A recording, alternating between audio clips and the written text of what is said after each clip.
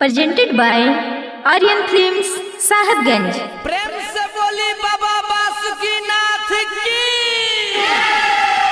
Hello hello hello check, हमारे जितने भी माता एवं बहन जल ढारने के लिए आए हैं कृपया लाइन में चले और धक्का धुकी नहीं करे। और हाँ, एक जरूरी सूचना, यहाँ पे लफुओं का टोली आ चुका है, आप लोग सावधानी से रहे और बाबा का नारा लगाते चले। डीजे सूरज तिवारी, बोल का नारा है, बाबा एक सहारा है, बोल का नारा है, बाबा एक सहारा है, बाबा नगर यह दूर है, जाना भी जरूर है, बाबा नगर यह दूर है, जाना भी जरूर है।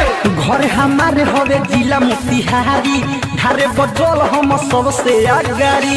डीजे सूरज तिवारी, क्या बोल रहे हैं? घर हमारे हवे जिला मोतिहारी, धारे बजल हम सबसे अगाड़ी। जदि करी रुकावट लफुआ सन के टोली। ए भाई, हम खाली मोतिहारी के ना पूरा जिला के लफुआ है। मार देम गोली देव घर में दे बोली, मार देम गोली देव घर में दे बोली, मार देम गोली देव घर में दे बोली, मार देम गोली चल धारी में दे बोली। तो कहते हैं नीम की लकड़ी कोई चंदन से कम नहीं, कहते हैं नीम की लकड़ी कोई चंदन से कम नहीं, और मेरे बाबा का धाम कोई लंदन से कम नहीं। प्रेम से बोलिए दुधेश्वर नाथ बाबा की।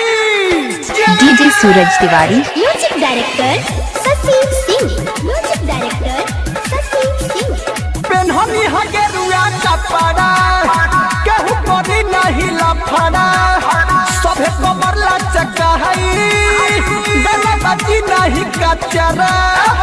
नाचना है तो सही से नाचिए, तो बाहर निकलिए। पेन्हनी हगे रुआ कपड़ा, केहू करी नहीं लफड़ा, सभे कमर लचकाई, गला बाजी नहीं कचरा। लड़की पर केहू लाला है ना नहना, नहीं तो पीठी पर टूटे लगी पहना। हरी खा के आइल बानी घर ही से भानो के गोली। यहाँ लौंडिया बाजी नहीं चलेगा, क्योंकि बाबा का धाम है। मर्दम गोली देव घर में दे बोली, मर्दम गोली जल ढारे में दे बोली, मर्दम गोली देव घर में दे बोली, मर्दम गोली जल ढारे में दे बोली। डीजे सूरज तिवारी, हेलो, थोड़ा साउंड कम करो।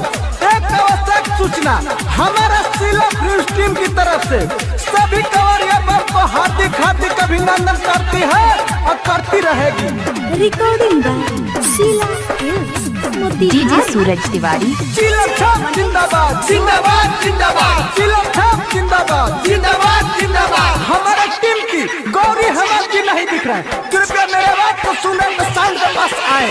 बोल बम का नारा है, बाबा एक सहारा है, बोल बम का नारा है। सुना शशि राइटर राधे, जाला जनी आगे आगे, लाइन में रह तू खड़ा, नहीं तो लाठी लगी बाजे।